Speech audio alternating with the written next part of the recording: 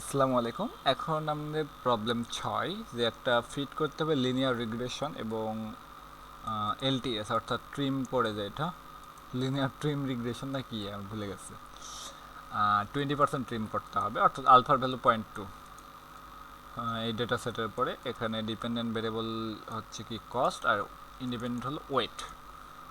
তাহলে এইটাকে আমরা নিলাম যে এয়ারফোর্সের ডেটা মানে ওয়েট এবং কস্টের মধ্যে একটা রিগ্রেশন রান করতে হবে। ওকে, তো প্রথমত আমরা ভ্যালুগুলো নিলাম, এরপর আমরা প্লট করতেছি। এইটা ইউএস ডেটা মানে ইউএস এয়ারফোর্সের ডেটা এখানে দিলাম। তো দেখতেছি এই কয়েকটা আমার আনইউজুয়াল আর এই দিক দিয়ে আমার একটা লাইন যাচ্ছে, বা হতে পারে যে এগুলাই আমার বাইরে চলে যাচ্ছে, আমার লাইনটা এই দিক বরাবর যেতে পারে, যে কোনো কিছু হতে পারে। তাহলে আমরা প্রথমত প্লট করলাম আর এরপর একটা রিগ্রেশন লাইন দিলাম, যে লিনিয়ার রিগ্রেশন লিনিয়ার মডেল আমরা বসালাম, লাইন বসেছি। এটা হচ্ছে এদিক বরাবর যাচ্ছে, কারণ আমরা একটা ডেটা ফ্রেম করতেছি মাই ডেটা, তারপর লিনিয়ার মডেল রান করতেছি লিনিয়ার রিগ্রেশ আচ্ছা এলএস, ওকে, এলএস মডেল, যে লিনিয়ার মডেল রান করতেছি। কস্ট হলো ডিপেন্ডেন্ট ভেরিয়েবল আর ওয়েট হলো ইন্ডিপেন্ডেন্ট ভেরিয়েবল। দেখুন এই কস্ট এবং ওয়েট কই থেকে আসতেছে, মাই ডেটা থেকে আসতেছে, মানে এইটা মানে আসলে আমরা পরবর্তীতে এই জিনিস অনেকবার করব, তো তখন আমরা ডেটা সেটগুলো ভিন্ন হবে, ওই জন্য এখানে ডেটাটা বলে দিচ্ছি যে ডেটাটা মাই ডেটা থেকে আসছে। মাই ডেটার কস্ট এবং ওয়েটটা নিয়ে তুমি রিগ্রেশন রান করো।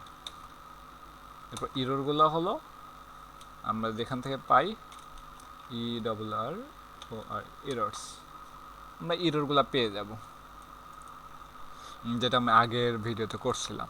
এখন যদি আমরা ইরোরগুলোকে সর্ট করি, ছোট থেকে বড় সাজালাম, এই যে আমরা -2100 থেকে 2600 পর্যন্ত পেয়ে গেছি।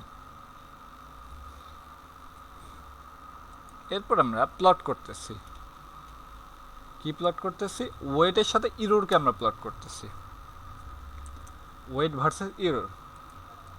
আমাদের এন হচ্ছে 20 আর পি ভ্যালু কত, ইন্ডিপেন্ডেন্ট ভ্যালু কত একটা, আর আলফা ভ্যালু কত 0.2। এইচ আমরা ক্যালকুলেট করলাম, এইচ যে ফর্মুলা আছে 1 minus alpha into N plus P plus 1/2। আমরা এখান থেকে পাচ্ছি এইচ এর ভ্যালু কত 17। এটাকে আমরা রাউন্ড করে নেব, যদি আমার 15.6 আসতো তাহলে এটাকে 16 করে নিতাম, এরকম আর কি। যদি আমাদের 16.9 আসতো আমরা 17 করে নিতাম, তখন আমরা পাচ্ছি 17। এখন তাহলে দেখি যে 17টা ডাটা অর্থাৎ 3টা আমার কম আছে, কোন 3টাকে বাদ দেওয়া যায়। এই যে এই একটা আমার কেন্দ্র থেকে অনেক বেশি, এই যে 2600 2500 আর 2400, আমি বললাম যে 2400 থেকে যেগুলো ছোট সেগুলোকে নাও, বাকিগুলোকে বাদ দাও। এই যে 2405 থেকে যেগুলো ছোট সেগুলোকে নাও, বাকিগুলোকে বাদ দাও। মাই ডেটা থেকে মাই ডেটার রেসিডুয়ালসের ভ্যালু যেগুলো এত থেকে কম সেগুলো নাও। আর মাই ডেটার রেসিডুয়ালস কই আসলো, এই যে আমরা এখানে মাই ডেটার রেসিডুয়ালস গুলাতে আমি ইরোরগুলোকে ঢোকাই দিয়েছিলাম আগেই। মানে মাই ডেটা যে আমাদের ডেটা ফ্রেম আছে তার মধ্যে কিন্তু ইরোরগুলো এখনও আছে রেসিডুয়ালস নামে। ওকে, তাহলে এই রেসিডুয়ালস যেগুলো 2405 থেকে ছোট সেইগুলোকে নিয়ে আমার নতুন একটা T1 ডেটা হচ্ছে ডেটা ফ্রেম। আমরা যদি দেখতে যাই, ওয়েট আমি আবার রান করি, কোথাও লাইন হয়তো আমার সারা পড়ছে, এই যে সবগুলোকে আমরা পেয়ে গেছি রেসিডুয়ালসগুলো। এখন T1 ডেটা আমরা পেয়ে গেলাম, বলছে এবার আবার লিনিয়ার মডেলটা রান করো। এখানে কস্ট এবং ওয়েট হবে, আর বাট ডেটাগুলো হবে যে নতুন যে আমরা পাচ্ছি 17টা ডেটা, এখানে 17টাই আছে। এখানে এই যে 18 নাম্বার কিন্তু নেই, 20 নাম্বার কিন্তু নেই, 15 নাম্বার কিন্তু নেই, এগুলো চলে গেছে। তাহলে এই নতুন T1 ডেটার থেকে আবার একটা লিনিয়ার মডেল রান করো, যেটাকে আমরা বলতেছি LTS মডেল 1। LTS মডেল আমরা পেয়ে গেছি, কিছু পরিমাণে ইমপ্রুভ হয়েছে, কারণ এলএসে আমাদের কি ছিল 2373 আর 13, সেক্ষেত্রে এটা কি হয়েছে 1933 আর 13, এখানে 42, এখানে কত 51, মানে কিছুটা ইমপ্রুভ হয়েছে। বাড়তি মানে যেগুলার ইরোরগুলো বেশি ওগুলোকে বাদ দেওয়ার পরে। এরপর বলতেছি যে প্লট করো মানে ওয়েট এবং কস্ট। এখানে আমাদের ওয়েট এবং ইরোরের প্লট আছে, বাট আমার লাগবে কি ওয়েট এবং মানে ডিপেন্ডেন্ট এবং ইন্ডিপেন্ডেন্ট ভেরিয়েবলের প্লটটা লাগবে। এই প্লটটা করলাম, তারপরে আবার লিনিয়ার মডেল 1 আছে যেটা, আর মূল যে এলএস ছিল সেইটা, এটা মূল এলএস ছিল, কস্ট এবং ওয়েট। ওকে, এই দুটো আমরা এখানে প্লট করলাম। তো এই যে দেখা যাচ্ছে হালকা একটু ডিফারেন্স আসছে। এখন বলতেছে যে আমরা T1 ডট ডেটা যেটা পাইছিলাম, যে একটা ডেটা ফ্রেম, তার রেসিডুয়ালসগুলো হবে এই যে এই নতুন মডেলের রেসিডুয়ালসগুলো হবে। তারপর এন এর ভ্যালু 17, আলফার ভ্যালু 0.2, পি এর ভ্যালু 1, এইচ এর ভ্যালু আবার ক্যালকুলেট করলাম। এইচ এর ভ্যালু কত আসলো? আচ্ছা, আমি এখানে এইচ লিখি। ওকে, 14.6 আসছে, যেটা 15 কাছাকাছি। তাহলে আমরা 15টা নিব। ছিল 17টা, এখন আমরা নিব কয়টা? 15টা, মানে 2টা কম। তো সেক্ষেত্রে আমরা আবার এগুলোকে সর্ট করব, ইরোরগুলোকে T1 ডট ডেটার যে রেসিডুয়ালস আছে এগুলোকে সর্ট করব। তো দেখতেছি যে -1700 থেকে আমার কত আছে? 2684 পর্যন্ত। তাহলে এখান থেকে আমাকে 2টা বাদ দিতে হবে। সব থেকে বেশি কোনটা? এটা তো দূরে না, এটা -17 হলো 0 থেকে যত কাছে, বাট এই দুটো হলো বেশি দূরে, এই দুটোকে বাদ দেবো। তাহলে 1857 থেকে যেগুলো ছোট হবে সেগুলোকে আমরা নিব। T1 ডট ডেটার রেসিডুয়ালস যেগুলা 1857 থেকে ছোট সেইগুলাকে আমরা নিব। তাহলে আমাদের T2 ডট ডেটা আসলো। এখন সেম ডেটা ইউজ করে আমরা আবার একবার মডেল রান করব, LTS মডেল 2। তাহলে এল আচ্ছা,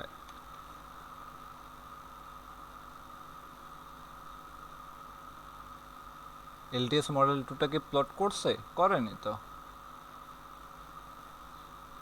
আচ্ছা, এই যে মডেল 2টাকে আমি প্লট করি এখানে, এটা কিন্তু আরেকটু নিচে আসছে।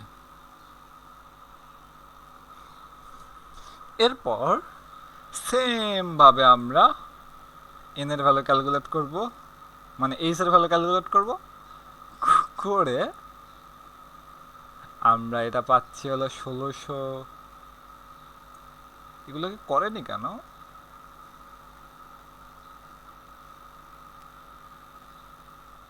নাকি আমি তুলিনি? আচ্ছা, LTS মডেল 2 পেয়ে গেছি আমরা। তারপরে 3 করার জন্য ট্রিম 3 ডাটা। আচ্ছা, এরপরে আমাদের আসলে এইচ এর ভ্যালুটা, নতুন একটা এইচ এর ভ্যালু আমাদের লাগবে। আচ্ছা, কই আছে?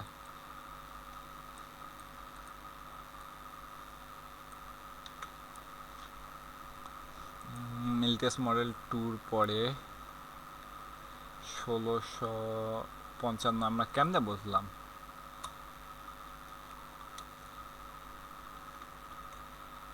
আচ্ছা, এন এর ভ্যালু কত ছিল? 15 ছিল লাস্টে। আলফা ভ্যালু 0.2, পির ভ্যালু 1। তাহলে এইচ এর ভ্যালুটা কত হবে? এইচ এর ভ্যালু হচ্ছে 13।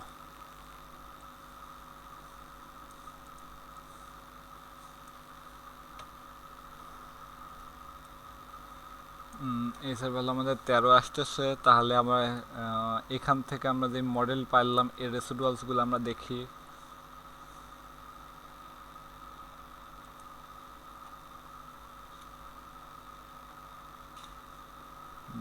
T2 dot data. আচ্ছা, ওকে, যে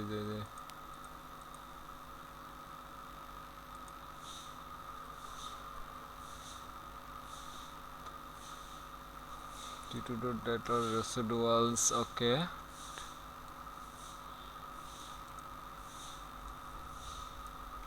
এটা আমরা করব, সর্ট করব রেসিডুয়ালসগুলোকে, সেম কাজ।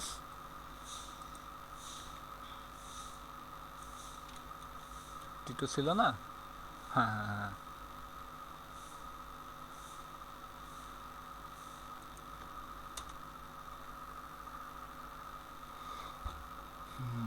ওকে, আমি স্ক্রিন একটু বড় করি, আমার দেখতে অসুবিধা হচ্ছে।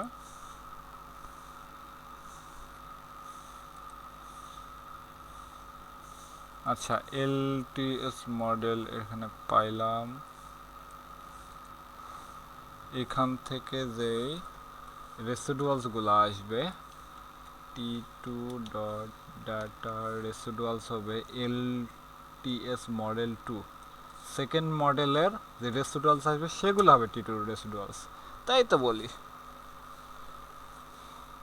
ওকে, এখান থেকে আমরা যদি আবার সর্ট করি T2-র যে রেসিডুয়ালসগুলো আছে, তাহলে এগুলো পাচ্ছি। তো এক্ষেত্রে হারাই ফেলতেছি আমি। এইচের ভ্যালু কত? 13। আমাদের ছিল 15, মানে 2টাকে বাদ দিতে হবে। তাহলে 2টা কাকে বাদ দিব? এই যে 1655 থেকে যেটা ছোট হবে সেটাকে বাদ দিয়ে দেবো। এই যে 1655 থেকে যেটা ছোট সেটাকে বাদ দিয়ে দিচ্ছে এখানে। ওকে, নাইস। এরপরে হলো, এরপর T3 ডট ডেটা রেসিডুয়ালস কী হবে? এই মডেল 3 নাম্বার মডেলের যে রেসিডুয়ালস সেইগুলা। ওকে, এখানে আবার করছে, এগুলোকে সর্ট করছে।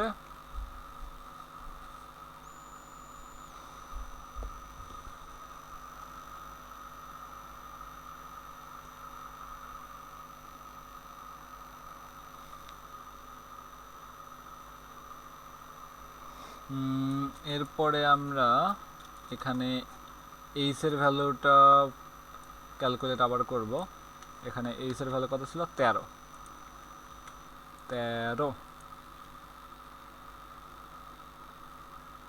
13 আলফা হলো 0.2, পি হলো 1, আর এইচ হচ্ছে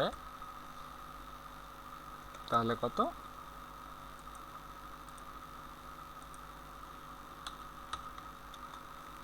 11.4। আর যদি আমরা সর্ট করি এখানে, তাহলে কত পাবো? 13 থেকে 2টা যদি বাদ দেই, 832।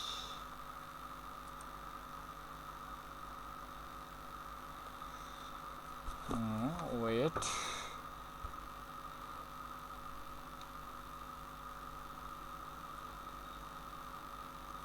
এখানে আসলে সমস্যা আছে। এখানে যদি আমরা 2টাকে বাদ দিতে যাই, এটা কিন্তু আমার যথেষ্ট বড়, এটাও বড়, এই দুটোকে আমাকে বাদ দিতে হবে। যদি আমি 11 ধরি, এইচের ভ্যালু আমি 11 ধরলাম, 11.4 যেহেতু 11 কাছাকাছি, বা 12 ধরতে পারতাম। আচ্ছা, আমি 12 ধরি।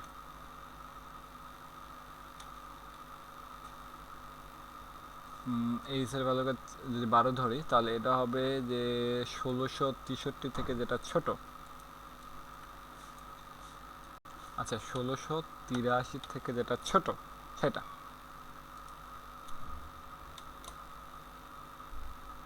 এখন সেম ডাটাগুলো ইউজ করে আমরা এলটিএস মডেল 4 ইউজ করব, মানে 4 বের করব।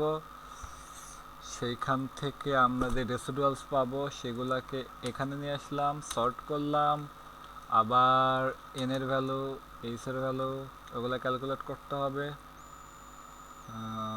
এখন এইচের ভ্যালু কত হবে? এন এর ভ্যালু হচ্ছে কত যেন ধরছিলাম? 12 ধরছিলাম। ওকে, এখানে 12। এইচের নতুন ভ্যালুটা কত আসতেছে? 10.6, মানে 11 ধরি। 11 হলে আমাদের সর্ট করতে গেলে কয়টা বাদ যাচ্ছে? একটা বাদ যাচ্ছে। এই যে 1071 থেকে যেগুলো ছোট সেগুলোকে আমরা নিচ্ছি। এই যে 1071 থেকে যেটা ছোট সেগুলোকে নিচ্ছি। এলটিএস মডেল 5 এখান থেকে রান হচ্ছে। এরপরে আবার এই সবগুলো একবারে করছে এই জায়গায়। তো আলটিমেটলি ইমপ্রুভ রেজাল্ট হলো এইটা। ওকে, মেবি এখানে একটু ঝামেলা হয়েছে। ঝামেলার জন্য আবার একবার রিপিট করি। প্রথমত আমাদের কস্ট আছে, ওয়েট আছে, এগুলো নিয়ে আমরা প্লট করলাম, একটা রিগ্রেশন লাইন ফিট করে দেখলাম যে একটা ঝামেলা অন্য এক জায়গাতে যাচ্ছিল। এরপর বলতেছি যে একটা ডেটা ফ্রেম নিলাম, এখানে একটা মডেল রান করলাম, লিনিয়ার রিগ্রেশন, এখান থেকে ইরোর পাইলাম, সেই ইরোরটাও এর মধ্যে নিলাম, ইরোরগুলোকে সর্ট করলাম করে আমরা এখানে এইচ এর মান ক্যালকুলেট করে যে 3টা ইরোরকে বাদ দিলাম, বড় ইরোর যে, তারপরে বড় ইরোর 3টাকে বাদ দেওয়ার জন্য 2405কে আমরা একটা পয়েন্ট ধরলাম, তার থেকে ছোটোগুলোকে নেব, বড়গুলোকে নেব না। এরপর সেমভাবে একবার রিগ্রেশন রান করলাম, তার রেসিডুয়ালসগুলা কই, আচ্ছা L1 T1 ডট ডাটার রেসিডুয়ালস, ওকে। এরপরে একবার রিগ্রেশন রান করলাম, রিগ্রেশনের কিছু রেসিডুয়ালস আছে, এই যে এর মধ্যে ঢোকাই দিলাম। এরপরে আবার এইচ ক্যালকুলেট করলাম, এগুলাকে সর্ট করে দেখতেছি, সর্ট করে ওই কয়টাকে বাদ দিলাম, এভাবে করতে থাকলাম আর কি। বিষয়টা যদি করতে যাই রিপিটেড কাজ, কিন্তু প্রতিবার একবার মডেল রান করতেছি, ইরোর ক্যালকুলেট করছি, ইরোরগুলোকে সর্ট করতেছি, এইচের সমান সংখ্যক মানে এইচ যেটা এন এবং এইচ এর মধ্যে পার্থক্য সেই সংখ্যক আমরা ইরোরকে বাদ দিয়ে বাকিগুলো নিয়ে রিগ্রেশন রান করতেছি, কাজ এইটাই। তো অ্যাটলিস্ট আমরা এই পাচ্ছি, যথেষ্ট ইমপ্রুভ হয়েছে, আমরা চাইলে আরও ইমপ্রুভ করতে পারি। Thank you.